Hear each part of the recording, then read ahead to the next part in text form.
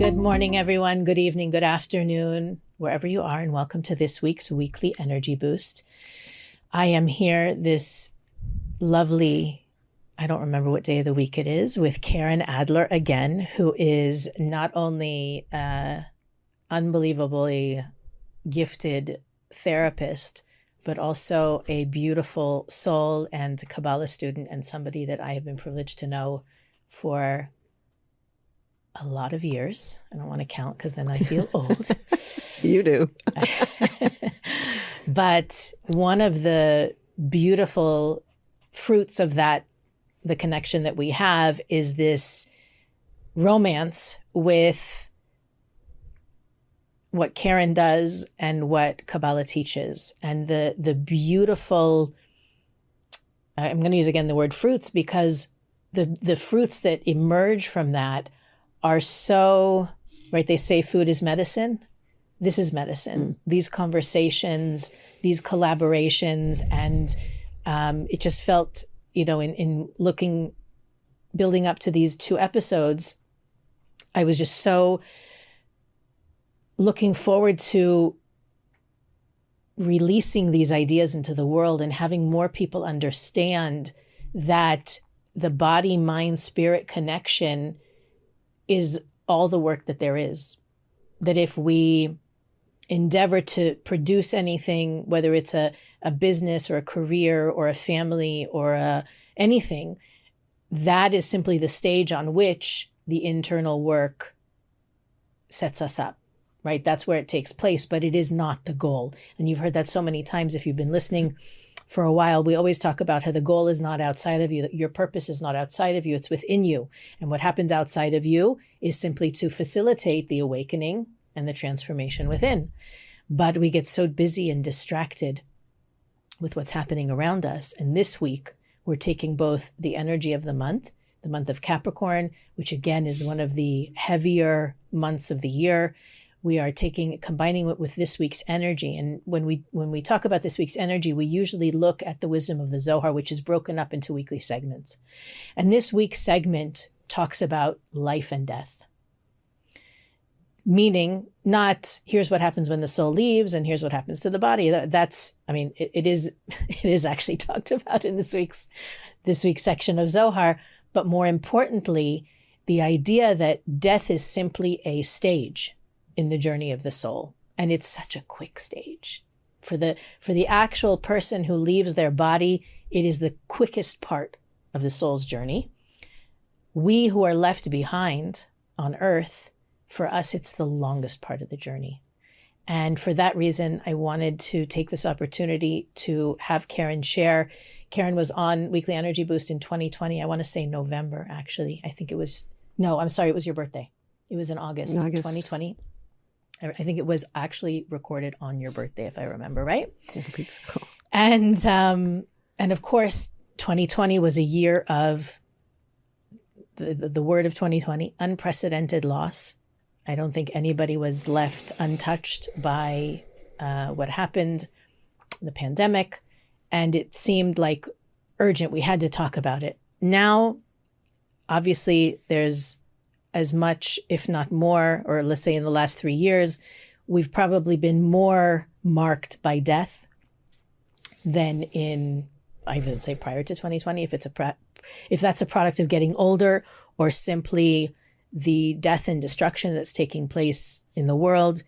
But I felt like we couldn't pass through this week without bringing it to the forefront of everyone's awareness. And for that reason, we're going to talk about our relationship with grief and how to understand it, use it, heal it. And maybe that's the first question is, are we even capable of moving past grief? Well, it's interesting. One of the things I believe I said last time is that not all grief is traumatic, but all trauma has grief in it. And so these have been very traumatic times. And so we almost can't, we can separate them out, but we have to understand that grief is such a huge part of what we're dealing with along with the trauma. because we're losing loved ones. We lost jobs. People are losing homes. A lot of divorces happened within the pandemic when people were kind of forced in that pressure cooker together. So you have to deal with the trauma and how complicated the grief is around the trauma. And that's what makes it difficult, because people are trying to move on before they're ready to move on. And so, it's our need to keep going and protect, it's the nature of this vessel, of these five senses, to protect this thing. So what it's in the wild, there's this mechanism that comes into place, fight, flight, freeze, and has a great purpose. It preserves you. But when you're in a chronic state. Can you give us that metaphor again? I remember it when you were about the deer in the headlights. Yeah. So if you take an animal in the wild, there's actually a video of it. I think it might even be on my website, but it's an impala, which is kind of looks like a deer, and it gets overcome by a jaguar, some other animal in the wild, and it gets it by the neck. And what you see happen, the natural instinct is that the animal goes into a freeze state. And it looks like it's dead, and the reason for it is to preserve itself. It's not consciously doing that, it just naturally does that, where it looks like it's dead, and it's a freeze state. And it's also all kinds of chemicals are going into its body to numb itself, to prepare for the pain that could happen, right? So all of these chemicals come into the body to numb it. And then what ends up happening is another animal comes and distracts the jaguar, whatever that animal is, and it leaves it. And so what you end up seeing is this animal actually thaw. So what happens is it starts to vibrate, goes into this spastic vibration, and then after it finishes, you see it take a few deep breaths, and then it jumps up and it runs off like nothing happened, because that's what happens in the wild, without the mind or being civilized. That's what happens, is that you go through that natural process of fight, flight, freeze, discharge. So we're missing the discharge. We're missing the discharge, and partly we're missing the discharge because we have a higher brain that allows us to think our way out of things. And so we bypass and we move on with life, and we can be quite successful. We can get back to work, but are held within us is all of this frozen trauma, grief, all this unprocessed stuff that has to be discharged for us to really kind of come into a healthy space, which is, what I talked about last time about that emotionally flexible space. So when a person is experiencing grief, not grief from something that happened 20 years ago, but something that's new to the system, mm-hmm. How can they use what you shared last week to integrate? Part of it is, I think, understanding the mechanism, like I just described. I think it's important to understand the mechanism of stress, to understand the spiritual mechanism. If we understand how that works, we can be present with ourselves when we're going through it. And when you're with someone who's going through it, to allow them to be exactly where they're at and support them through that so that they can begin to allow it to move. It requires a certain stillness and time to work through that, what I just described to you, to be able to start to move the emotions, because they want to move. That's what emotions want to move. Emotions, energy and motion. Everything's energy, and so it wants to move. But we have to be patient with when. Everybody grieves differently. Everybody comes in a little bit different, with a different emotional makeup, with a different sign, a different way of processing. And so we sometimes think, and that's why it can be difficult for people when everyone comes running to you when you're grieving, and then they kind of move on, and now you're actually feeling your emotions. Mm. That happened to me when my mother passed away, is that it was 9 months after she died. I had all the support that I felt it. And I had a lot of anxiety I had to work with because I had been able to kind of put the grief off to the side. And then I really started, and that's when people are moving on. And so really, when you... By the way, you weren't a child. I just want to make it clear. No, for I was listening. an adult. You were an adult. I think I met you not long after that, no? Yeah. It was probably 20 years ago now at this point, but maybe not. Yeah. Anyway, I was an adult, and it got me. It got me. So, what I would say is that we have to stop and pay attention to it, and pay attention to ourselves, and have grace with ourselves, and find somebody who is a compassionate, non-judgmental witness. It doesn't always have to be a therapist. It could be a friend to help you move it. I have been that for people where, as a friend, I've just let them talk. We walk because you want to move the body. You want to do everything you can to help move it.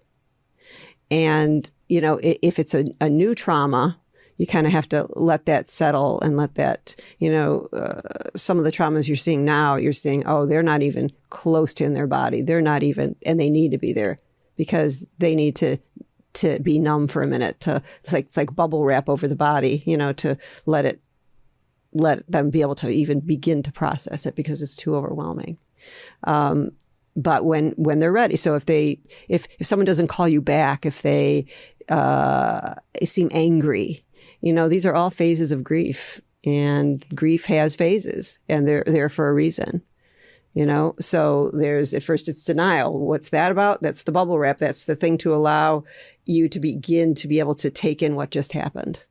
And depending how traumatic it is or how ready you are for it is, like for my mother's, I wasn't quite ready. For my dad's, very ready, easy to go through all of them, But for my mom, it was a little more complicated. And sometimes it's multiple or mass, So just to be with somebody who can bear witness to whatever those phases are you're going through. I have a friend who lost a son a few years ago, and she gets angry.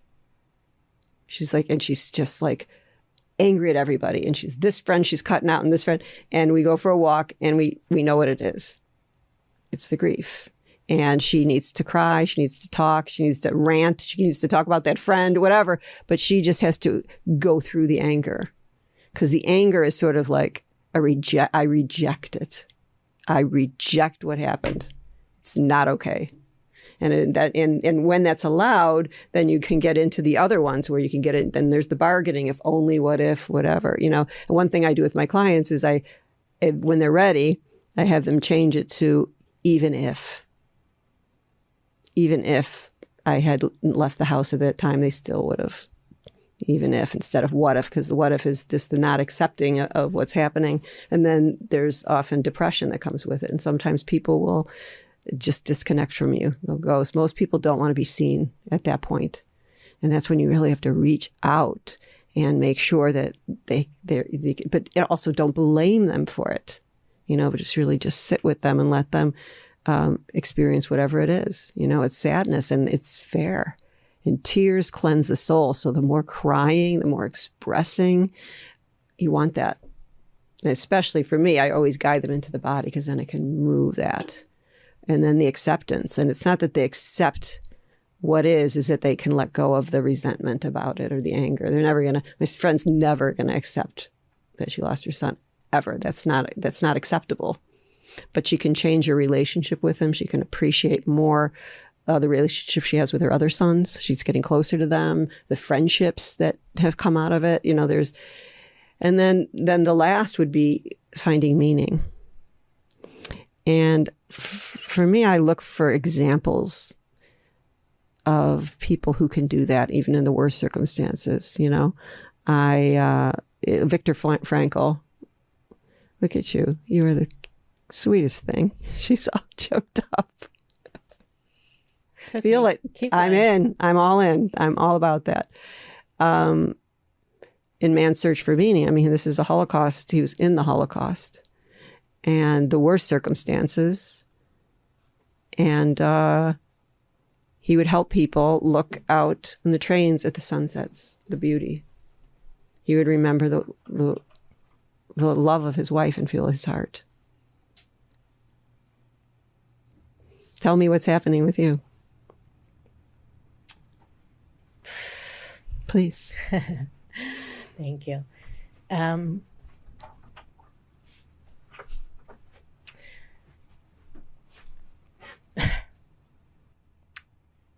My 12-year-old son, one of his good friends, lost his mom suddenly. I don't even know why I'm bringing this up. Maybe we should edit it out. Please don't. Please don't. And, you know, let's say his 4 or 5 closest friends, his little boyfriend group, she passed away suddenly. I think it was in September. A young woman in her 50s. And it was traumatic for, I mean, even we weren't close. I wasn't close, but my son is close with his friend. But even my girls had a strong reaction to hearing about it, or to knowing that it could happen. I think was the big shock. And he came back to school after a week. And my son said, he's normal. Why is he normal? Like, and I'm thinking about, I'm listening to you and thinking about what's going on in him. And I don't know. And one of the things that we talked about was also, so not silly, but we know a lot of kids that lost their dad at 12, or their parents at 12, I should say, not just at dad, moms too. And why is that? And we just got into this whole conversation. And I think that what you're sharing is so powerful, because if these, you know, I want to send the episode to his friend or his friend's dad to hear the reality of what's happening. And my job here is to present the spiritual, you know, I know the rules of the game of life. I know what's happening with the soul. That doesn't negate the pain. No. And I've also had the opportunity over all these years to be with students who are in loss, are grieving fresh loss. And all the knowledge and the wisdom and the tools in the world don't diminish the pain. Mm-hmm. And so I feel like the same conversation that in a way I'm laughing because it's sort of funny. The same conversation we had last week about healing trauma, the grief and the sadness and the pain, they also serve a purpose. And most of the world is numbing, ignoring, putting it in a container for a time when it's acceptable or allowed, or I guess it's, you know, not always appropriate to burst into tears at work or at the supermarket or wherever else people are. But holding that energy in, I mean, I'm thinking I have tears in my eyes because I'm thinking about this little boy who I don't know if he knows what to do with it when he feels it. And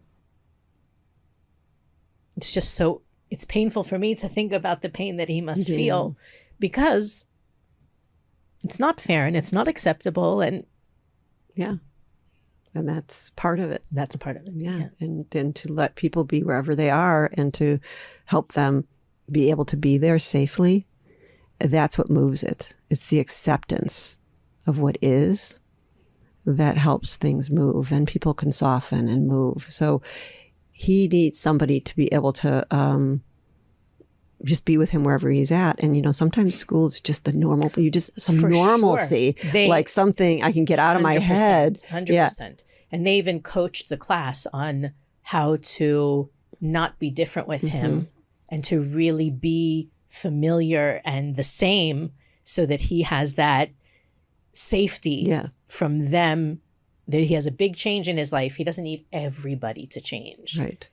And I thought that, you know, normally we say, you know, I'm so sorry for your loss. And they said, don't say that. Don't say it to him. Don't even say it to his family. Like, it was a whole, I don't know, very different way of looking at loss than I had experienced before. because I'd never been around, thank goodness, needing to guide young people on how to handle it. Yeah.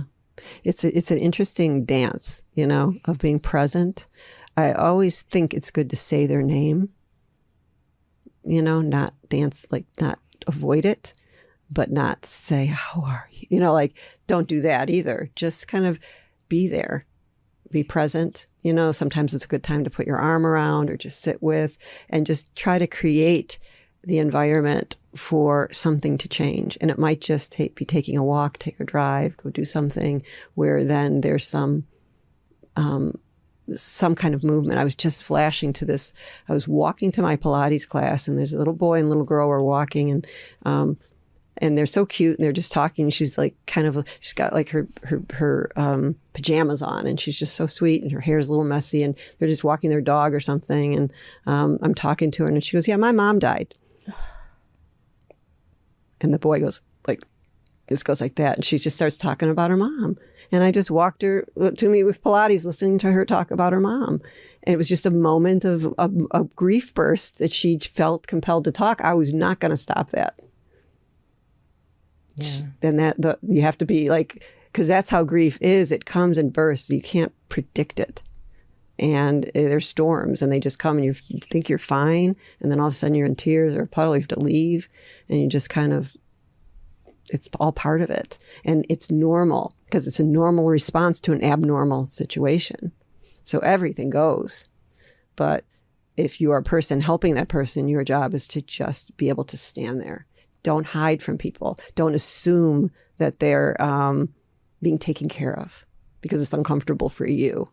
I say err on the side of showing up, and they'll tell you no, but err on the side of showing up and doing something that might be wrong even. It doesn't have to be perfect. It can be wrong. You might be someone they get angry at. It's okay. You may be building resentment because they're ghosting you. And you're like, well, and it's really just because they're trying to just get through a moment. And then they have to do other things like deal with all their affairs. They have to function. And then they have to also deal with their whole life changing, everything being different. Well, there's two things I flashed on while you were talking. One is, and this is not a paid promotion, I finished watching Ted Lasso recently. Oh. And I'm not going to give any plot away because I know not everybody's seen it, but you should see it. Yeah. So at a certain point, his mom comes to visit, and, he's noticing that she's here for a reason, but she's not saying why she's here. So finally he confronts her in such an awesome way. And he brings in the fact that she didn't, when his dad passed away when he was a kid, she pretended like everything was okay. Yeah.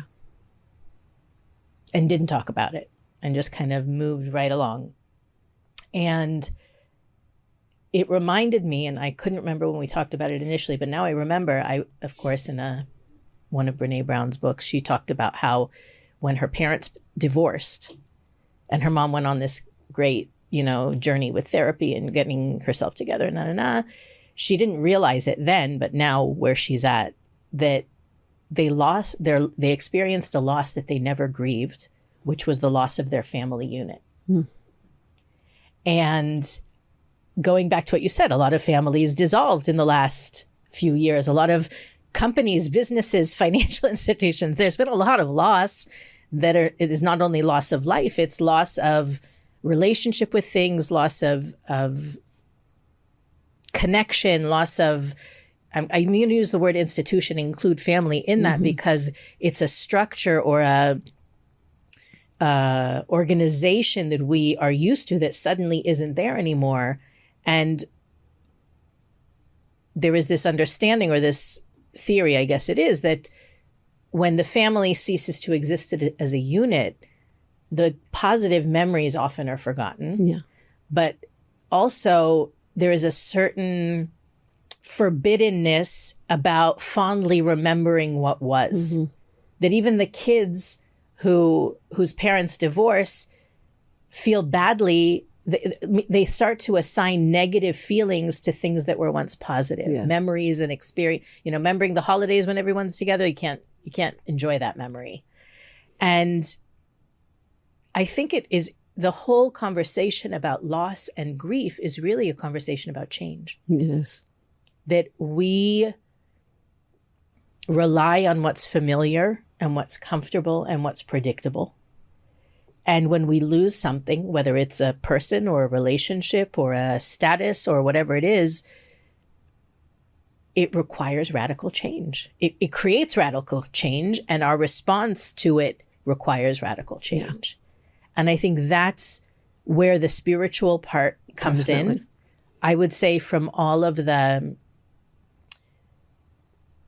reasons people seek spirituality, loss of a loved one is in the top 2. Yes. Loss shakes us. It breaks us. What's interesting is I think people feel like, I've had students call me and say, all these people are dying around them. What are they doing wrong? As though other people's health issues or magical thinking, yeah, right, the opposite way, you know, that people. Anyway, point being, there is a divine purpose behind it all, right? Just this week, I was in a class. So funny, teaching a class, and one of the students volunteered to share her story. We were talking about, and this is actually so appropriate, I can't even get over it, about embracing the process. Not avoiding, not running away, being able to, having the ability to sit through difficult emotions, uncomfortable situations, and the unknown. And this woman volunteered to talk, and she had explained that without much detail at all, she explained that she was abused when she was younger and has PTSD as a result. And it's very hard for her. She gets scared, panic attacks, even though intellectually she understands there's no danger. Her body just snaps into a mode and she can't get ahead of it. Yeah. And the meditation, and she is seeking professional help. She has done so much work on herself. She works with kids with disabilities, just such a phenomenal story in the physical reality. But what the work that we did together in the class, and it wasn't just for her, it was for everyone, is to be able to say that even in that moment that feels so dark and so constricted, right, that there's all of the possibilities have been eliminated. There is only one experience right now, that the light of the Creator is there in that moment. And I feel like the experience of pain automatically gets assigned the label of bad. And that, you know, that there's a part of us, even my kids, they can say, her soul finished talking about the friend's mom, her soul finished what she needed to do. She must have been so elevated. Like, there was such beautiful things said about her. It's just hysterical in a bad way, in a good way too. But the idea was that we have that like upper brain that says it's all for the best. She's in a better place. She's watching over us now. In order to avoid the bad part, which is the sadness and the loss. Yeah. And I feel like if anything, the shift to be made is pain isn't bad. Right. Grief isn't bad. It's like a birth Sadness canal. isn't bad. It's like a birth canal. It's like a reverse birth canal in a way, right? But you have to go through that. And then the meaning emerges. Or you can say the meaning and then you can live into it for real by going through. But either way, you have to address it. You have to go through the pain. And then amazing things come from it. It really does. And I think that's what the people are avoiding, but they're missing out on something amazing because they're so attached to these bodies. But that greater meaning is what we naturally come into, and life purpose, all kinds of amazing stuff comes from that. While you were talking, I was remembering we just were speaking about this. It's so funny how everything is connected, but my kid's school was raising money for an organization in LA that was created as a result of this story. And the story was that this woman who was married and had trouble conceiving, like after like 7 years, pregnant with twins, finds out her husband has a terminal heart issue. Mm-hmm. He spent like a year and a half. She gave birth. He spent a year and a half in hospital and died. She had 2 newborn kids, babies, needed to be going to the hospital all the time and everything. And eventually he passed away. She was widowed with 2 kids. She met somebody else. They got married. Now they have a family. And she created an organization that takes care of the families who have a loved one in the hospital for extended periods of time so that they have a home. She provides them like with a home, that they don't need to be in a hotel. They don't need to be sleeping at the hospital, that they can have some semblance of warmth and love and someone taking care of them, because she herself had struggled so much being a new mom, not having a partner, needing to nurse the partner, nurse the children. And what was funny is I was sharing the story and their neighbors are at the table with, like, they knew right. them Wow. personally. It was just a funny, Wow. very funny thing. But the point is, as many people as I've seen cleave to spirituality as a result of loss, I've seen as many people, if not more, because it happens outside of spiritual circles, people respond to the calling to do something for others as a result of their loss. And not just a scholarship fund in their name, but literally, like you said, a life's purpose. Yeah. That they shift their gears so dramatically for the sake of making the world a better place. Absolutely. Absolutely. And I hate to say this, but I love working with grief because I think it's important that it's said. so many, there's so much in it. It's so rich and people are always grieving something. Well, but that was my point about the loss, losing the relational connection. We were still a family. Yeah. We're still related the same way we were before, but the 5 of us are not a package anymore. Yeah. And that creates loss. 100%. And we don't acknowledge, maybe 2 people who are divorcing mourn the loss of the marriage, but the loss of the family structure, the rituals, the celebrations, the same. It's so, I never thought about it. Yeah. And it was so profound to think that we're all walking around holding this untouched grief. Yeah. And how unhealthy that is. It's so unhealthy.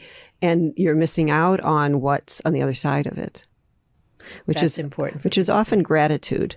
Like when I hear someone who had this very complicated relationship with a parent and they spent a lot of time working on that, grieving, raging, trauma, blah, blah, blah. They just keep going. And then I hear them say, I kind of remember when she really, I was really sick and she came and and then all of a sudden they're having memories of the good stuff. And it becomes a richer picture, a more rounded picture. It's not one way. That's why you say the divorce story. If you really work with that and process that, what will come out of it is the memories that were good at the end. Not right away. They have to that's why you have to have a parent who's willing. The parent they feel safer with is generally the parent that gets attacked, in life, I've noticed that. Yeah. And I embrace that. Yes. You have to embrace it. You have to embrace it because it's a compliment to you that you're the safe parent and it's them processing it. And again, they need that safe place to be able to express. And maybe there should be a therapist or whatever, but you also just take it for what it is, which is this child is grieving what is, and they need a place to put it. And I'm going to help them go through that birth canal so that something else can come on the other end. And it usually is something where they have some gratitude for the other side. That's important because I think it's human nature to assign painful things the label of bad. Mm-hmm. And so I remember asking my kids not long after we were divorced, how did they feel about it? Which I don't know, maybe was not the smartest question to ask, it's fine. 9, 11, and 13-year-old, whatever. I asked them and they actually said that they're glad that we did because they really loved, and they still love, my ex's girlfriend at the time, who's now his ex also, but she really became a part of our family, an aunt, and still is to this day. She's married and has her own family, but they still have, I'm connected to her as well. And she wouldn't be, they said, if not for your divorce, she wouldn't be in our family. Wow. And, there was definitely pain along the way, but the outcome is good. Yeah. And I don't think anybody would change what happened now. And then, you can get to that spiritual understanding of, we were meant to have you 3 kids. Your souls That was the were first meant. one. Yeah. That was the easy one as spiritual people is to say, if not for our being together, these people, who they are, wholly would not have come into manifestation. So that was the easiest one. Yeah. I think afterwards it becomes, can we also bless the scars that came from it? Beautiful. And that I do, because now is who I am, what I've learned and how I've grown since. I realized that I couldn't have grown without those moments. And of course, there's always the sliding doors. There's also a reality where we didn't come together, but now I see so perfectly. And it's funny because in this class that I was telling you about before, with telling all 10,000 of you before about it feels like Karen and I are having coffee right now. Totally. That the other teacher that was teaching with me had also been divorced. And he said it was one of the most painful things, but he now sees it as the greatest blessing that's ever happened to him. And acknowledging it as a blessing is saying both the marriage and the divorce. It's not getting out of the marriage that was the blessing. It's the marriage then existing and ending was the blessing. Yes.